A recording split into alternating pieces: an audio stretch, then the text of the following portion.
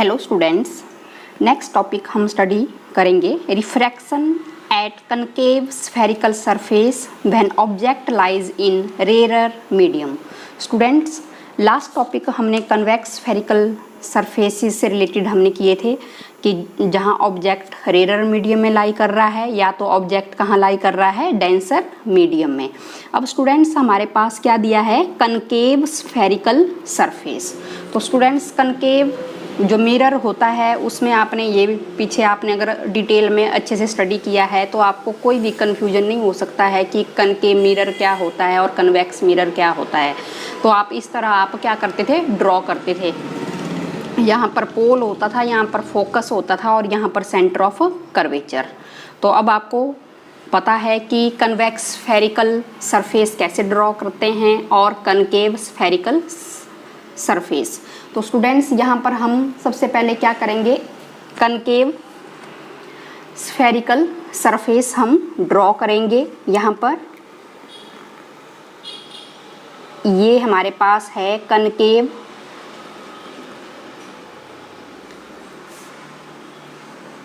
Spherical surface.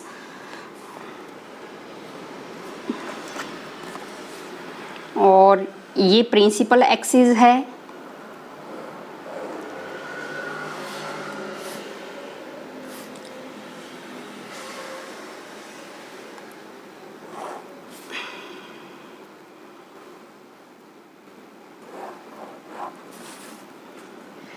Concave spherical surface. तो सबसे पहले क्वेश्चन यही है कि ऑब्जेक्ट हमारा कहाँ पर लाई कर रहा है स्टूडेंट्स, रेयर मीडियम में ऑब्जेक्ट लाई कर रहा है। तो ये हमारे पास रेयर मीडियम रहेगा जिसका रिफ्रैक्टिव इंडेक्स हम N1 ले रहे हैं, और ये डेंसर मीडियम रहेगा इस साइड, ये डेंसर मीडियम। और refractive index of denser medium is N2, इसे हम रिप्रेजेंट कर रहे हैं।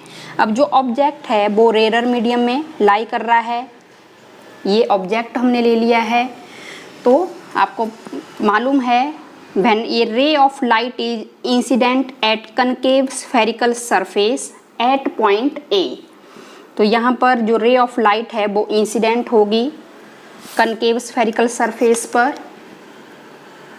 ये यहाँ पर हम क्या पॉइंट दे रहे हैं, ये पॉइंट ये A है और ये पोल रहेगा। अब आपको पता है कि सेंटर ऑफ कर्वेचर कहाँ लाई करेगा, सेंटर ऑफ कर्वेचर यहाँ पर लाई करेगा, क्योंकि अब हमारे पास क्या है, कनकेव स्फेरिकल सरफेस है।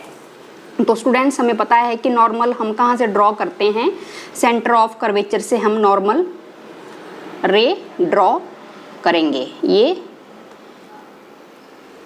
हमारे पास नॉर्मल लाइन है। तो स्टूडेंट्स हमने पीछे भी किया था कि जब भी कोई ray of light rare medium से डेंसर मीडियम में एंटर करती है, जैसे ये रेयर मीडियम है और ये डेंसर मीडियम है, तो यहाँ पर हम नॉर्मल क्या करते थे, ड्रॉ करते थे।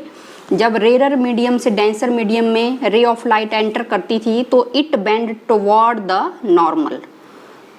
तो यहाँ पर भी ये रेयर मीडियम है और ये डेंसर मीडियम है। तो ये आपको पता था नॉर्मल के साथ यहाँ एंगल ऑफ इंसिडेंस बनता था और नॉर्मल के साथ रिफ्रैक्शन एंगल। तो ये जस्ट ऐसे रफली मैं आपको बता रही हूँ।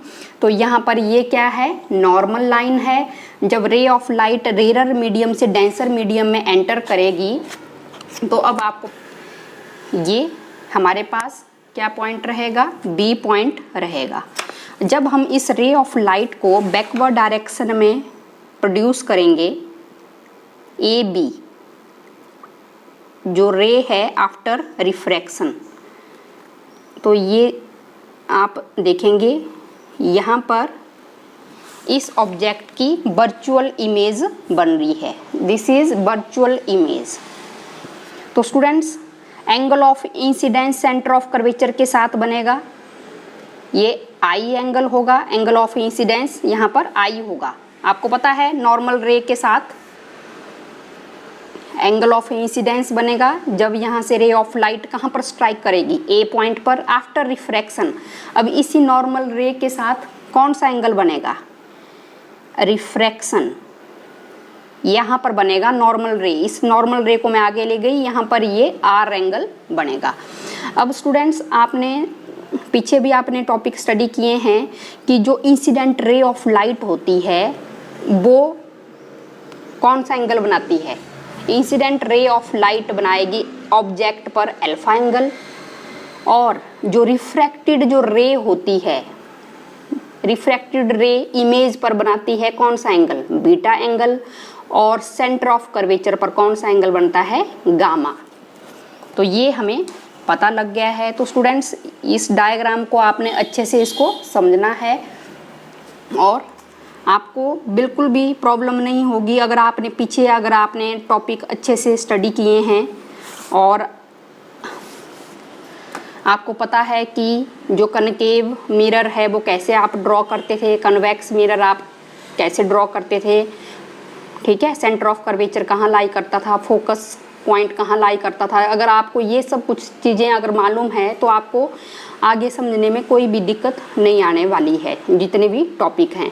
तो स्टूडेंट्स यहाँ पर आपने ध्यान देना है कि देखो ये है हमारे पास कनकेव, मैं दोबारा से आपको बता रही हूँ, इसको मैं रफली दोबारा से ऐसे ड्रॉ कर रही हूँ, ठीक है। तो जो रे ऑफ लाइट यहाँ से इंसिडेंट हो रही है, तो अब आपको पता है यहाँ पर सेंटर ऑफ कर्वेचर लाई करता है, तो इसके साथ हम नॉर्मल लाइन यहाँ पर ड्रॉ करते हैं। तो जो इंसिडेंट रे ऑफ जो लाइट होती है वो नॉर्मल के साथ कौन सा एंगल बनाती है, angle of incidence, incidence angle. फिर आपको पता ही है कि ये रेरर से डेंसर मीडियम में एंटर हो रही है, तो it bend rarer to denser medium. जब रेरर टू डेंसर मीडियम में रे ऑफ लाइट क्या होगी, एंटर होगी, तो it bend toward the normal, ठीक है, it bend toward the normal. तो यहाँ से रेरर टू डेंसर मीडियम में लाइट एंटर हो रही है, तो इट बेंड टुवर्ड, ये नॉर्मल है हमारे पास, ये नॉर्मल है, तो ये ए पॉइंट है, तो ये नॉर्मल है, तो यहाँ से रिफ्रैक्शन भी होगी ना, रिफ्रैक्शन होगी, तो ये it bend toward the normal, ऐसे नॉर्मल की तरफ क्या होगी, बेंड होगी। और ये एंगल कौन सा बनेगा, ये नॉर्मल है, नॉर्मल के साथ ये रिफ्रैक्शन एंगल बनेगा ए बी। जब हमने इसको बैकवर्ड डायरेक्शन में प्रोड्यूस किया, तो बैकवर्ड डायरेक्शन में यहाँ पर ये इमेज बन रही है प्रिंसिपल एक्सिस पर, और ये ऑब्जेक्ट है। जो इंसिडेंट रे ऑफ लाइट होगी वो ऑब्जेक्ट के साथ एंगल आई बनाएगा, जो रिफ्रैक्टेड जो रे होगी वो इमेज पर एंगल बीटा बनाएगा, और सेंटर ऑफ कर्वेचर पर एंगल गामा बनेगा। तो यहाँ पर आपको ये क्लियर हो गया होगा कि A to B, rarer to denser medium, it bend, ये नॉर्मल लाइन आगे आपने ड्रॉ की है ना, normal line, it went toward the normal, it went toward the normal, normal की तरफ ये क्या होगी, बेंड होगी। जब इसको हम बैकवर्ड डायरेक्शन में प्रोड्यूस करेंगे तो यहाँ पर प्रिंसिपल एक्सिस पर इमेज बन जाएगी इस ऑब्जेक्ट की। तो ये हमें अब क्लियर हो गया है कि अब सबसे पहले हमने एंगल ऑफ इंसिडेंस और रिफ्रैक्शन एंगल फाइंड आउट करना है। तो स्टूडेंट्स अब आपको पता ही है कि जो अल्फा, बीटा और गामा है, angle made by incident ray, refracted ray and normal with the principal axis. पता है हमें कि अल्फा, बीटा और गामा ये इंसिडेंट रे ऑफ लाइट है, ए बी कैसी है, आगे रिफ्रैक्टेड रे ऑफ लाइट है, और रिफ्रैक्टेड रे ऑफ लाइट कौन सा एंगल बनाएगी, बीटा बनाएगी, and this one is your normal with the principal axis. फिर हमने यहाँ पर क्या किया, ए एन परपेंडिकुलर हमने ड्रॉ कर दिया, किसके ऊपर, प्रिंसिपल एक्सिस के ऊपर। तो अब स्टूडेंट सबसे पहले हमने क्या करना है, फ्रॉम ट्राइंगल देखेंगे आपने सबसे पहले कौन सी ट्राइंगल लेनी है, ए ले लेंगे और ऑब्जेक्ट वाली लाइन ले लेंगे, जो ऑब्जेक्ट है उस पॉइंट को ले लेंगे, और सेंटर ऑफ कर्वेचर ए ओ सी। क्योंकि हमने क्या निकालना है स्टूडेंट्स, हमने यहाँ से angle of incidence find out करना है। तो हमने कौन सी ट्राइंगल लेनी है, ए पॉइंट लेंगे जहां पर ऑब्जेक्ट ले रहे हैं, ओ पॉइंट वो ले लेंगे, और सी कौन सा होगा, सेंटर ऑफ कर्वेचर। तो यहाँ पर देखेंगे रफली मैं यहाँ पर डायग्राम बना रही हूँ ताकि आपको प्रॉब्लम ना हो। तो ये देखो स्टूडेंट्स, ये है हमारे पास ऐसे करके ये डायग्राम है, मैं इसको ऐसे रफली आपको बताती हूँ। और ये ऐसे है, ये ए पॉइंट यहाँ है, ये ओ पॉइंट है और ये सी पॉइंट है। तो ये हमारे पास यहाँ पर गामा है, यहाँ पर एंगल आई है और यहाँ पर एंगल अल्फा है। तो अब आपको पता ही है students, this is your exterior angle.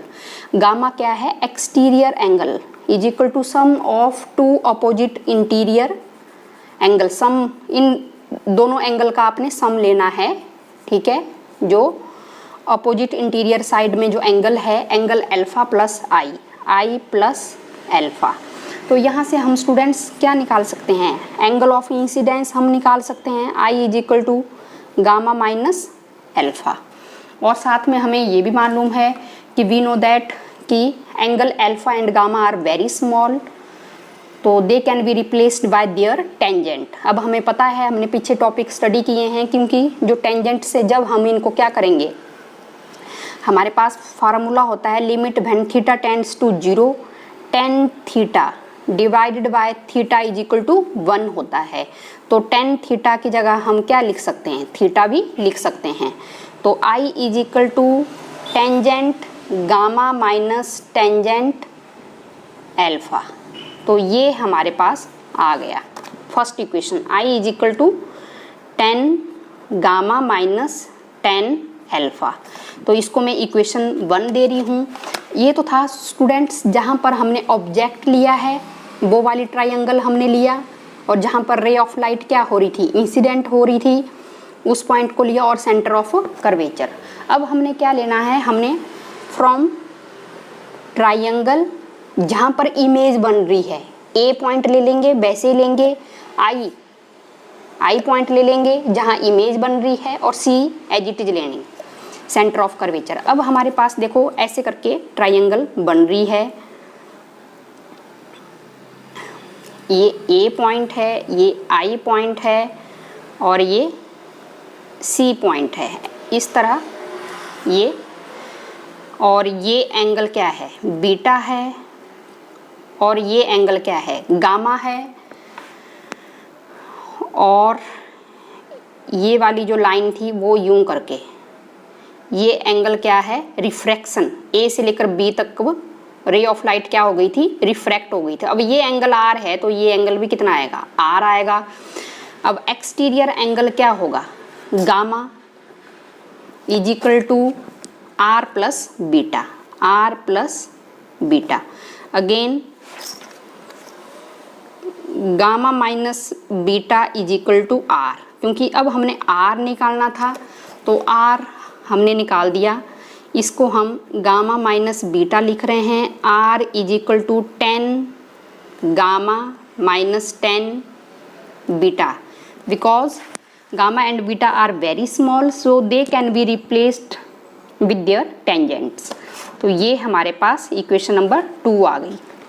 अब उसके बाद स्टूडेंट्स, अब हमारे पास एंगल आ गए हैं अल्फा, बीटा और गामा, 10 अल्फा, 10 बीटा और 10 गामा। अब हमने ये फाइंड आउट करने हैं, तो फिर हम क्या करेंगे, फ्रॉम राइट एंगल ट्रायंगल देखेंगे। अब हमने 10 अल्फा निकालना है, तो देखेंगे कहाँ से निकाल सकते हैं आप अल्फा। ये है आपके पास, यूं करके डायग्राम बना है, यूं करके डायग्राम हम बना रहे हैं। ये है हमारे पास ए, ये एन है, और ये यहाँ पर क्या है, ओ है, ए एन ओ, ये एंगल अल्फा है। तो अल्फा के सामने आपको पता ही है ये क्या होगा, परपेंडिकुलर होगा, और ये बेस होगा, और परपेंडिकुलर के सामने हाई पोटेन्यूज आपको पता ही है। अब 10 alpha from right angle triangle ANO लिख देंगे। अब आप 10 alpha AN upon N O. वैसे ही उसके बाद स्टूडेंट्स टेन बीटा निकालना है, तो टेन बीटा देखेंगे यहाँ पर ए है, A N I, right angle triangle, A N I, तो ये tan beta A N upon N I. फिर गामा निकालना है, तो देखेंगे right angle triangle A N C, तो वहाँ से टेन गामा हम निकाल रहे हैं। यहाँ पर बीटा है और ए एन अपॉन एन सी, तो ये अब आपके पास टेन अल्फ़ा की वैल्यू आ गई, टेन बीटा की आ गई और टेन गामा की वैल्यू आ गई है। अब ये सारी जो वैल्यूज़ हैं एंगल ऑफ इंसिडेंस आई में पुट करनी है। I is equal to tan gamma minus tan alpha. Tan gamma की जगह हम लिख देंगे A N upon N C minus tan alpha, A N upon N O. वैसे ही आर, आर की वैल्यू थी हमारे पास tan gamma minus tan beta, तो आर की वैल्यू हमारे पास आ जाएगी tan gamma A N upon N C minus tan beta A N upon N I. तो ये आपके पास 4 इक्वेशन और ये आपके पास 5 इक्वेशन। अब जो सेकंड जो स्टेप होगा स्टूडेंट्स, अब आप देख रहे हैं यहाँ पर अब हमने स्नेल्स लॉ अप्लाई करना है। जो इंसिडेंट रे ऑफ लाइट है वो मीडियम 1 से मीडियम 2 की तरफ जा रही है, क्योंकि आपको मालूम है फर्स्ट मीडियम से सेकंड मीडियम में रे ऑफ लाइट क्या कर रही है, एंटर कर रही है। Rare medium to denser medium ray of light जा रही है, तो इसको हम कैसे लिखते हैं स्टूडेंट्स, हमने पीछे भी स्टडी किया है n2 अपॉन n1। जहाँ से जो रे ऑफ लाइट इंसिडेंट कर रही है वो आप incident ray of light denominator में चला जाता है और जहाँ पर जो रे ऑफ लाइट प्रोपगेट हो रही है वो न्यूमरेटर में चला जाता है।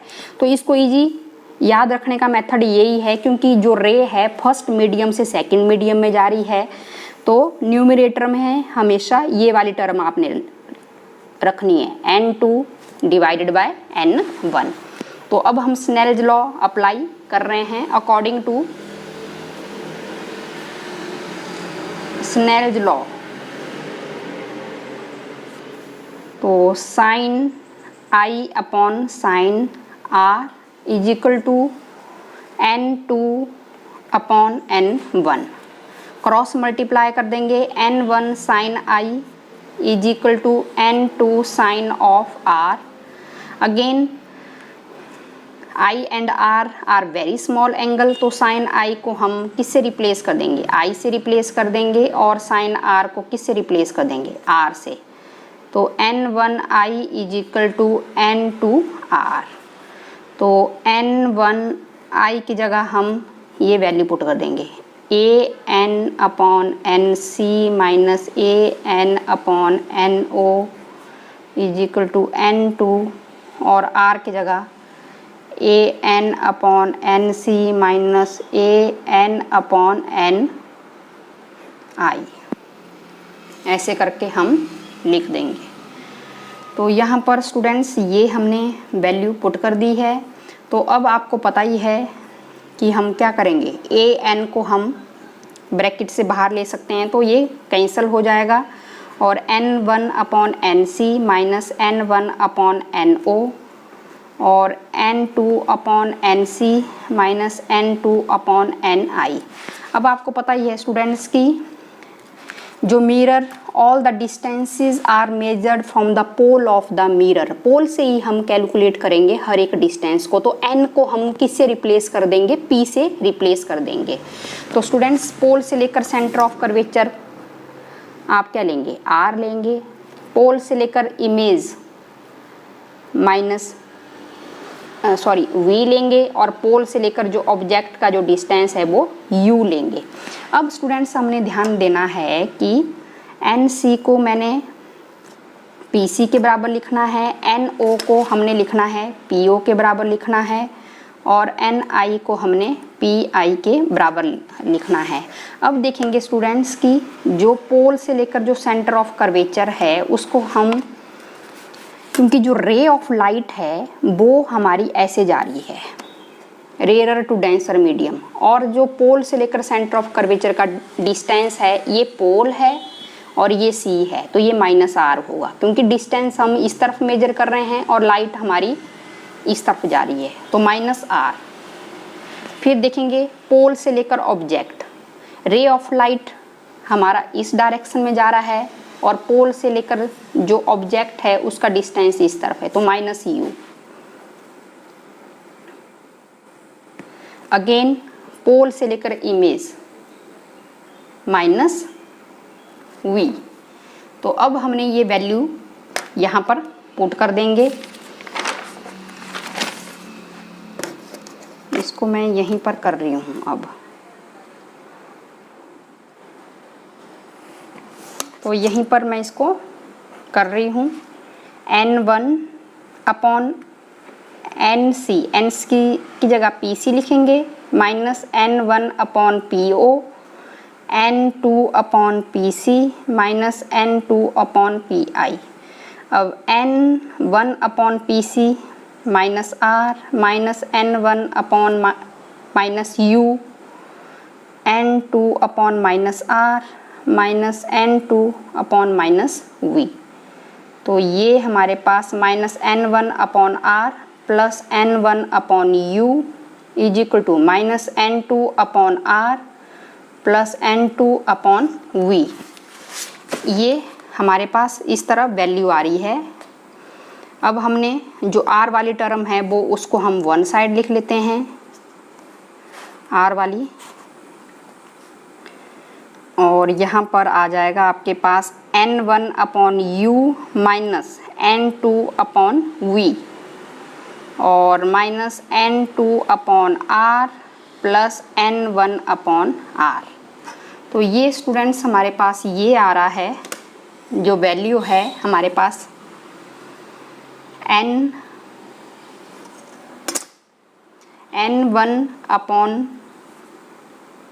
n1/u आ रहा है वैल्यू, और -n2/v आ रहा है, और साथ में -n2/r प्लस n1/r। अब इसको हम ऐसे भी कर सकते हैं आगे।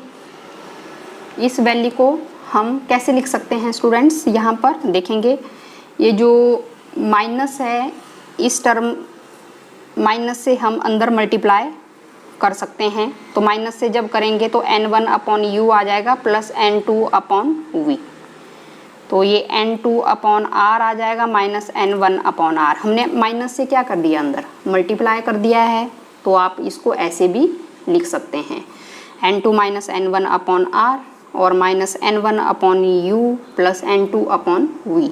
तो ये इसका रिजल्ट आ गया है। अगर आप इसको अच्छे से स्टडी करेंगे तो ये बिल्कुल इजी टॉपिक है, क्योंकि हमने यहाँ पर क्या लिया था students, refraction at concave spherical surface when object lies in rare medium. क्योंकि जो ऑब्जेक्ट है अब वो कहाँ पर लाई कर रहा है, रेयर मीडियम में लाई कर रहा है। तो ये आपने कर लिया है टॉपिक, बहुत इजी टॉपिक है। अगर आप ये एक दो टॉपिक अगर आपको अच्छे से समझ में आ गए तो ये आपको सारे टॉपिक अच्छे से क्लियर हो जाएंगे। ओके।